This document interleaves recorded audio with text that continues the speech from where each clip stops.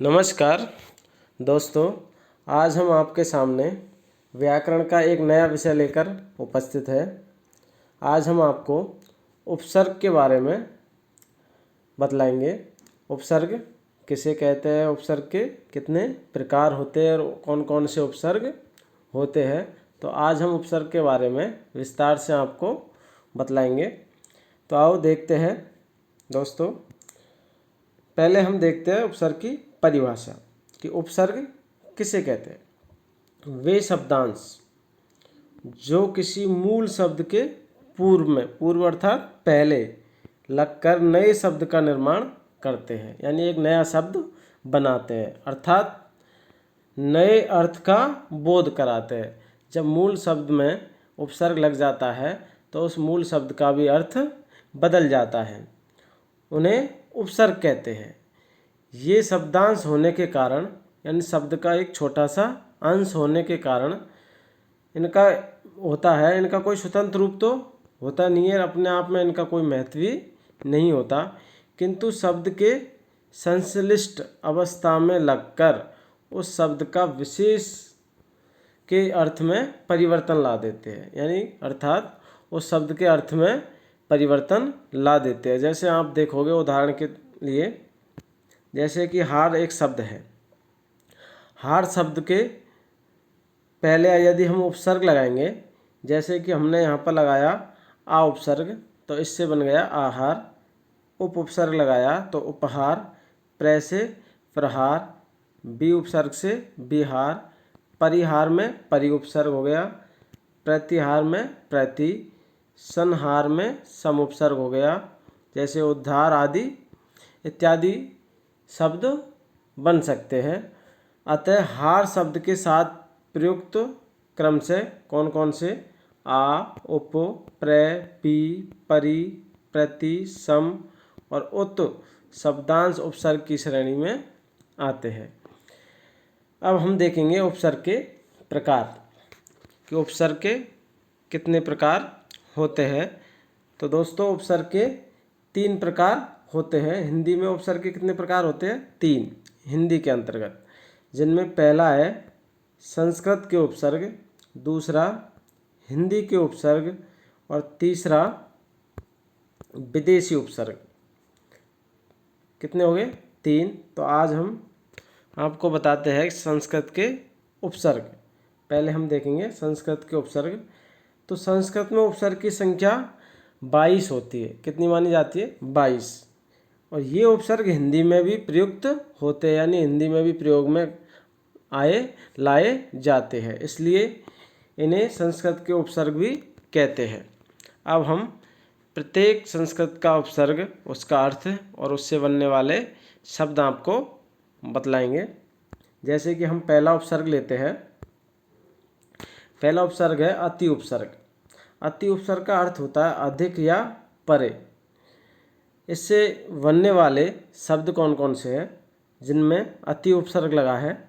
अतिशय, अतिक्रमण, अतिवृष्टि, अतिशीघ्र, अत्यंत, अत्यधिक, अत्याचार, अतीन्द्रिय, अत्युक्ति, अत्युत्तम, अत्यावश्यक और अतीव। इन सभी शब्दों में क्या है? अति उपसर्ग। अगला उपसर्ग है अधि।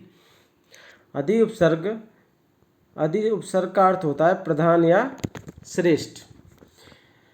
अधि उपसर्ग निम्न शब्दों में लगा है, जैसे देखेंगे आप, अधिकरण में अधि उपसर्ग है, अधिनियम, अधिनायक, अधिकार में भी अधि उपसर्ग है, अधिमास, अधिपति, अधिकृत, अध्यक्ष, अधीक्षण, अध्यादेश, अधीन, अध्ययन, अधीक्षक, अध्यात्म, अध्यापक। इन सभी शब्दों में अधि उपसर्ग लगा हुआ है। कौन सा?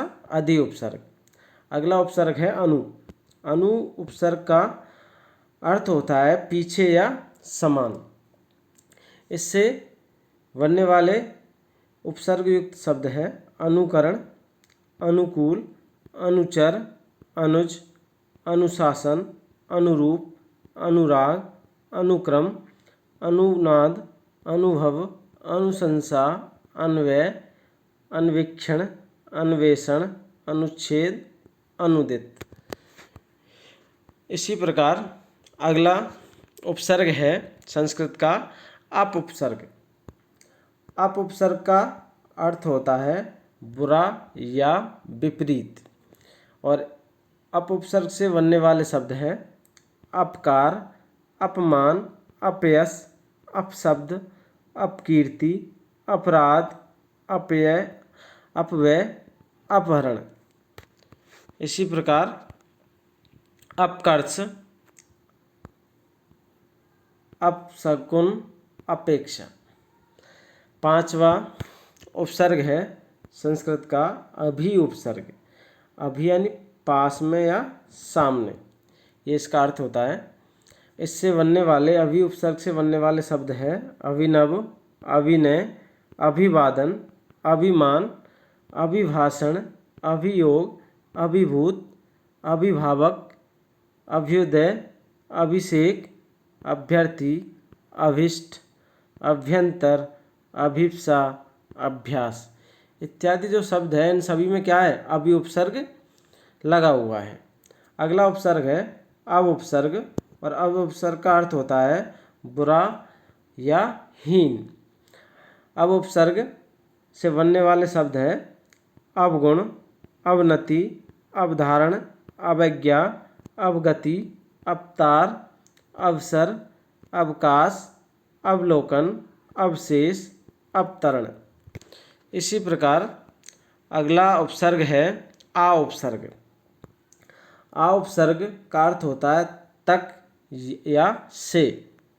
जैसे कि हम देखेंगे आ उपसर्ग से बनने वाले शब्द हैं आजन्म है, आहार, आयात, आतप, आजीवन, आगार, आगम, आमोद, आशंका, आरक्षण, आमरण, आगमन, आकर्षण, आवाल वृद्ध, आघात। इन सभी शब्दों में आ उपसर्ग दिया हुआ है। अगला उदाहरण है उत उपसर्ग। उत अर्थात अर्थ होगा उपसर्ग, ऊपर या श्रेष्ठ। उत उपसर्ग जिन शब्दों में लगा होता है वे शब्द हैं उत्पन्न, उत्पत्ति, उत्पीड़न, उत्कंठा, उत्कर्ष, उत्तम, उत्कृष्ट, उदय, उन्नत, उल्लेख, उद्धार, उच्छ्वास, उज्ज्वल, उच्चारण, उच्च श्रृंखल, उद्गम इत्यादि शब्दों में कौन सा उपसर्ग है, उत उपसर्ग है। अब हम आते हैं उप उपसर्ग पर। संस्कृत का नवा उपसर्ग है उप, जिसका अर्थ होता है पास या सहायक। उप उपसर्ग कौन कौन से शब्दों में लगा होता है, उपकार, उपवन, उपनाम, उपचार, उपहार, उपसर्ग, उपमंत्री, उपयोग, उपभोग, उपभेद, उपयुक्त, उपभोग, उपेक्षा, उपाधि, उपाध्यक्ष इत्यादि शब्दों में उप उपसर्ग लगा हुआ है। अब हम आते हैं अगले उपसर्ग पर, वह है दुर। दुर का अर्थ होता है कठिन, बुरा या विपरीत। जिससे बनने वाले शब्द है दुर उपसर्ग से दुराशा, दुराग्रह, दुराचार, दुर्वस्था, दुरुपयोग, दुर्भिसंधि, दुर्गुण, दुर्दशा, दुर्घटना, दुर्भावना, दुरूह। इन सभी इत्यादि शब्दों में दुर उपसर्ग लगा हुआ है। अब हम आते हैं अगले उपसर्ग पर, उसका नाम है दुस। दुस का अर्थ होता है बुरा, विपरीत, कठिन। इससे बनने वाले शब्द हैं दुश्चिंत, दुशासन, दुष्कर, दुष्कर्म, दुस्साहस, दुस्साध्य। अगला उपसर्ग है नि उपसर्ग। नि का अर्थ होता है बिना या विशेष। बनने वाले शब्द है निडर, निगम, निवास, निदान, निहत, निबंध, निदेशक, निकर, निवारण, न्यूतन, न्याय, न्यास, निषेध, निषिद्ध इत्यादि शब्दों में नि उपसर्ग लगा हुआ है। अब आते हैं हम निरुपसर्ग पर। निरुपसर्ग जिसका अर्थ बिना या बाहर होता है, इससे बनने वाले शब्द हैं निरपराध, निराकार, निराहार, निरक्षर, निरादर, निरहंकार, निरामिष, निर्जर, निर्धन, निर्यात, निर्दोष, निरवलंबन, निरवलंब, निरोग, निरस, नीरस, निरीह और निरीक्षण। अगला उपसर्ग है निस। निस का अर्थ होता है बिना या बाहर। इससे बनने वाले शब्द है निश्चय, निश्चल, निष्काम, निष्कर्म, निष्पाप, निष्फल, निस्तेज, निस्संदेह। अगला उपसर्ग है प्रय, जिसका अर्थ होता है आगे या अधिक। बनने वाले शब्द हैं प्रदान, प्रबल, प्रयोग, प्रचार, प्रसार, प्रहार, प्रयत्न, प्रभंजन, प्रपौत्र, प्रारंभ इत्यादि। आगे भी है प्रोज्वल, प्रेत, प्राचार्य, प्रायोजक तथा प्रार्थी। अगला उपसर्ग है परा उपसर्ग। परा उपसर्ग का अर्थ होता है, परा का अर्थ होता है विपरीत या पीछे या अधिक। इससे बनने वाले शब्द हैं पराजय, पराभव, पराक्रम, परामर्श, परावर्तन, पराविद्या, पराकाष्ठा। अगला उपसर्ग है परि, जिसका अर्थ है चारों ओर या पास। इससे परि उपसर्ग से बनने वाले शब्द हैं परिक्रमा, परिवार, परिपूर्ण, परिमार्जन, परिहार, परिक्रमण, परिभ्रमण, परिधान, परिहास, परिश्रम, परिवर्तन, परीक्षा, पर्याप्त, पर्यटन, परिणाम, परिमाण, पर्यावरण, परिच्छेद, पर्यंत इत्यादि शब्दों में परि उपसर्ग लगा हुआ है। अगला उपसर्ग पे आते हम और उसका नाम है प्रति उपसर्ग। प्रति उपसर्ग का अर्थ होता है प्रत्येक या विपरीत। प्रति उपसर्ग से बनने वाले शब्द हैं प्रतिदिन, प्रत्येक, प्रतिकूल, प्रतिहिंसा, प्रतिरूप, प्रतिध्वनि, प्रतिनिधि, प्रतीक्षा, प्रत्युत्तर, प्रत्याशा, प्रतीति। अगला उपसर्ग है बी उपसर्ग। बी उपसर्ग का अर्थ होता है विशेष या भिन्न। इससे बनने वाले शब्द है बी उपसर्ग से विजय, विज्ञान, विदेश, वियोग, विनाश, विपक्ष, विलय, विहार, विख्यात, विधान, व्यवहार, व्यर्थ, व्यायाम, व्यंजन, व्याधि, व्यसन इत्यादि शब्दों में व्यू इत्यादि शब्दों में बी उपसर्ग लगा हुआ है। अगला उपसर्ग है सु। सु का अर्थ होता है अच्छा या सरल। इससे बनने वाले शब्द है सु उपसर्ग से सुगंध, सुगति, सुबोध, सुयश, सुमन, सुलभ, सुशील, सुअवसर, स्वागत, स्वल्प, सुक्ति। अगला संस्कृत का अगला उपसर्ग है 21वां और उसका नाम है सम उपसर्ग। सम उपसर्ग का अर्थ होता है अच्छी तरह या पूर्ण रूप से शुद्ध। जैसे कि हम देखते हैं इससे बनने वाले शब्द कौन कौन से हैं संकल्प, संचय, संतोष, संगठन, संचार, संलग्न, संयोग, संहार, संशय, संरक्षा। अंतिम संस्कृत का उपसर्ग है जिसका अर्थ होता है नहीं या बुरा। कौन सा उपसर्ग है अनुपसर्ग। अनुपसर्ग का अर्थ होता है नहीं या बुरा और इससे बनने वाले शब्द है अनंत, अनादि, अनेक, अनाहूत, अनुपयोगी, अनागत, अनिष्ट, अनीह, अनुपयुक्त, अनुपम, अनुचित, अनन्य इत्यादि सभी शब्दों में कौन सा उपसर्ग है? अनुपसर्ग। इस प्रकार ये हमने 22 उपसर्ग संस्कृत के उपसर्ग पढ़े हैं जो ज्यों के त्यों हिंदी में भी प्रयुक्त होते हैं। अगला हम प्रकार देखते हैं हिंदी वाले उपसर्ग। इसके अतिरिक्त कौन कौन से हैं? इसके संस्कृत के निम्न उपसर्ग भी हिंदी में प्रयोग में लाए जाते हैं, जैसे कि पहला है अंतर। अंतर अंतर का बनने वाले शब्द है अंतर से अंतर्गत, अंतरात्मा, अंतर्ध्यान, अंतर्दशा, अंतर्राष्ट्रीय, अंतरिक्ष, अंतर्देशीय। अगला उपसर्ग है पुनर।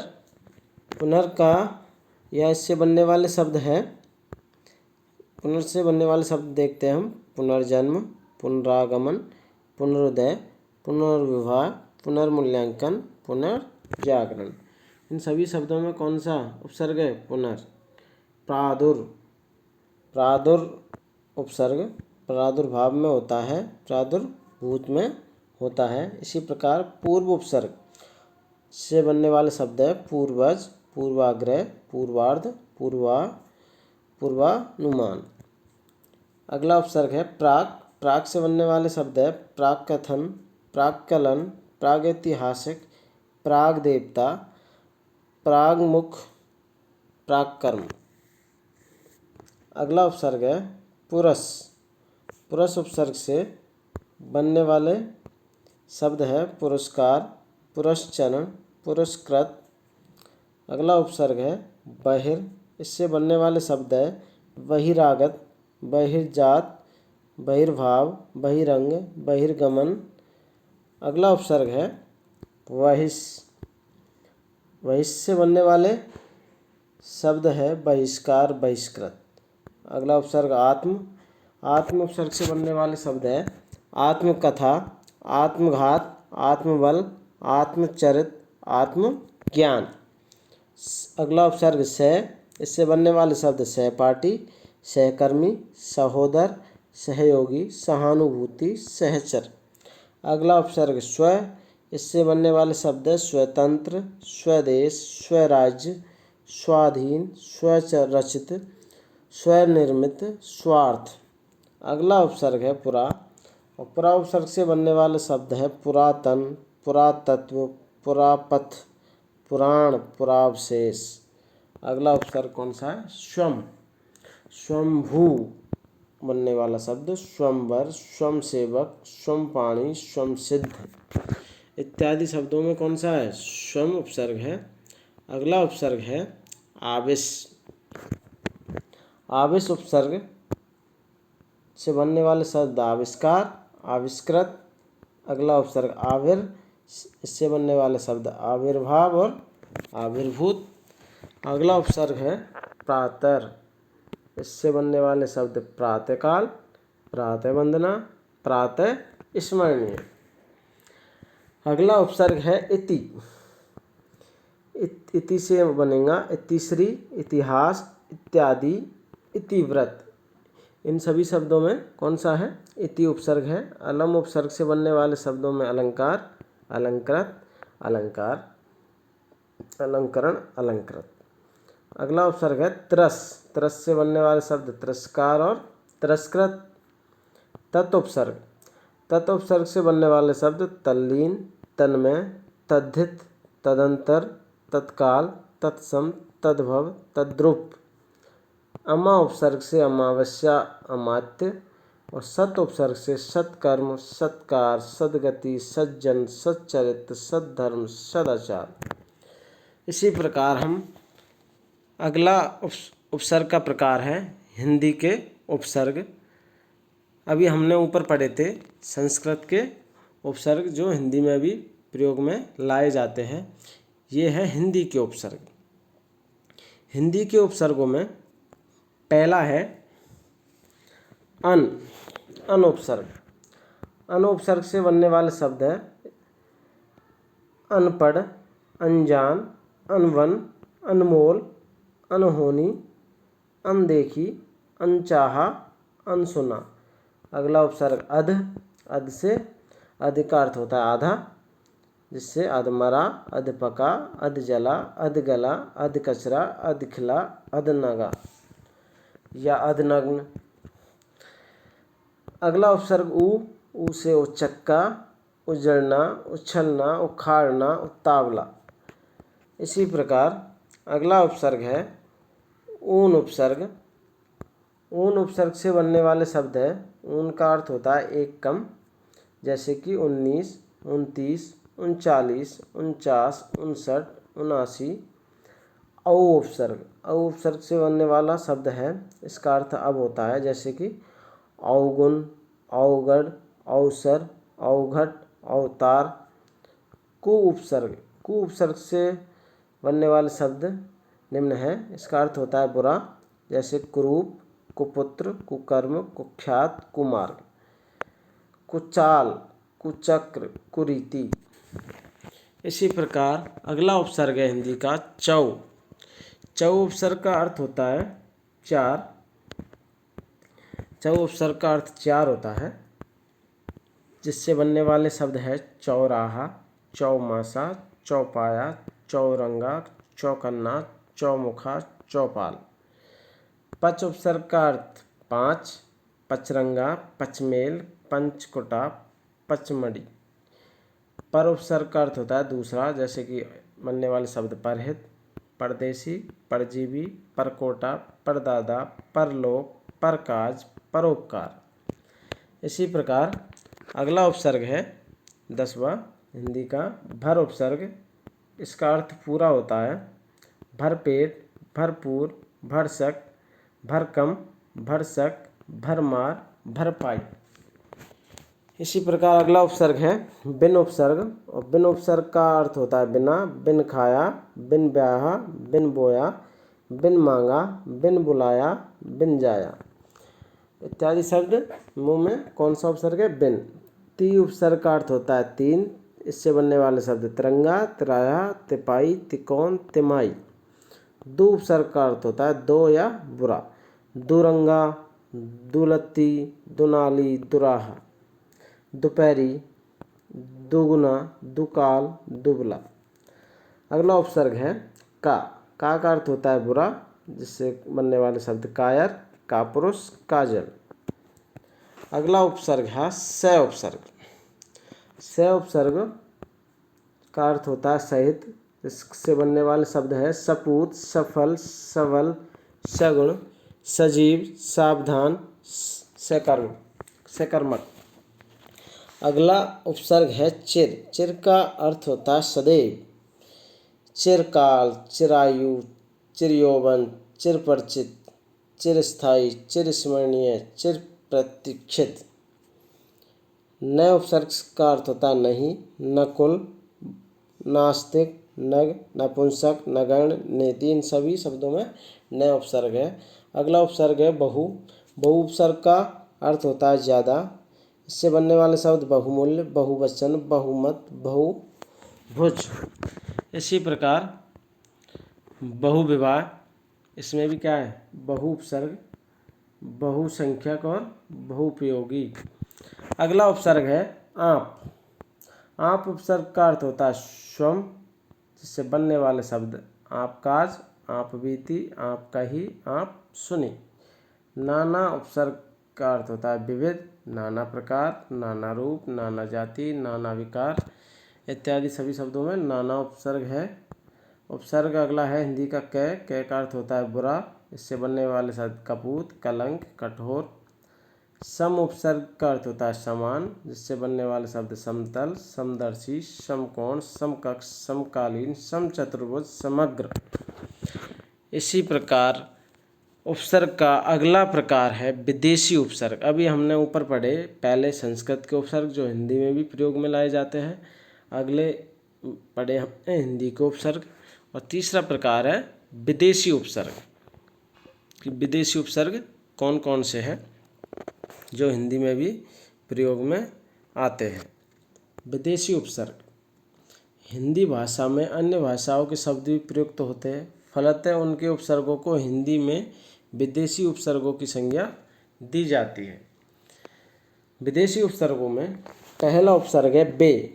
बे का अर्थ होता है रहित। इससे बनने वाले शब्द हैं बेघर, बेवफा, बेदर्द, बेसमझ, बेवजह, बेहया, बेहिसाब। अगला उपसर्ग दर, इसका अर्थ होता है में। बनने वाले शब्द दरअसल, दरबार, दरख्वास्त, दर हकीकत, दरमियान। अगला उपसर्ग है बा। बा का अर्थ होता है सहित। इससे बनने वाले शब्द है बाइज्जत, बामुलायजा, बाअदब, बाकायदा। अगला उपसर्ग है विदेशी उपसर्ग कम। कम विदेशी उपसर्ग का अर्थ होता है अल्प। क्या होता है? अल्प। अल्प होता है। इससे बनने वाले शब्द है कम अक्ल, कम उम्र, कमजोर, कम समझ, कम वक्त। अगला उपसर्ग है ला। इसका अर्थ होता है परे या बिना। इससे बनने वाले शब्द है लाइलाज, लावारिस, लापरवाह, लापता, लाजवाब। अगला उपसर्ग ना। ना का अर्थ होता है नहीं। इससे बनने वाले शब्द है नापसंद, नाकाम, नाबालिग, नाजायज़, नालायक, नाराज, नादान। अगला उपसर्ग है हर। हर का अर्थ होता है प्रत्येक। इससे बनने वाले शब्द है हरदम, हर वक्त, हर रोज़, हर हाल, हर मुकाम, हर घड़ी। अगला उपसर्ग है खुश, हिंदी का, जिसका अर्थ होता है श्रेष्ठ। इससे बनने वाले शब्द खुशनुमा, खुशहाल, खुशबू, खुशखबरी, खुश मिजाज। अगला उपसर्ग है हिंदी का बद। बद का अर्थ होता है बुरा। इससे बनने वाले शब्द है बदबू, बदचलन, बदमाश, बदमिजाज, बदनाम, बदकिस्मत। अगला उपसर्ग है हिंदी का सर उपसर्ग। और सर उपसर्ग से बनने वाले शब्द है जैसे सर का अर्थ होता है मुख्य या प्रधान। इससे बनने वाले शब्द है सरपंच, सरदार, सरताज, सरकार। अगला उपसर्ग है ब। का अर्थ होता है सहित। इससे बनने वाले शब्द बखूबी, बतौर, बशर्त, बदौलत। अगला उपसर्ग है बिला।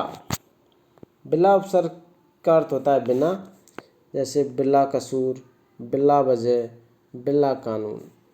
अगला उपसर्ग बेश। बेश का अर्थ होता है अत्यधिक, बेशकीमती, बेशकीमत। नेक उपसर्ग हिंदी का अगला, जिसका अर्थ होता है भला।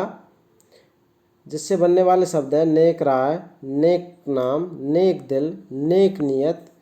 अगला उपसर्ग हिंदी का एन। एन का अर्थ होता है ठीक, एन वक्त, एन जगह, एन मौके। इससे बनने वाले शब्द है हम। उपसर्ग का अर्थ होता है साथ। बनने वाले शब्द है, इससे बनने वाले शब्द निम्न है, जैसे हम देखेंगे हमराज है, हमदम, हम वतन, हम सफ़र, हमदर्द। अगला उपसर्ग है अल।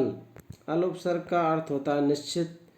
इससे बनने वाले शब्द है अलगरज, अलविदा, अलबत्ता, अलवेता। अगला उपसर्ग है गैर। कौन सा? गैर। गैर उपसर्ग का अर्थ होता है रहित या भिन्न।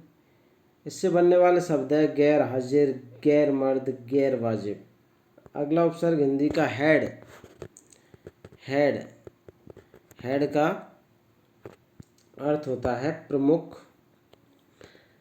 इससे बनने वाले शब्द head master, head office, head boy. Half उपसर्ग का अर्थ आधा, हाफ कमीज, half ticket, half pant, half shirt.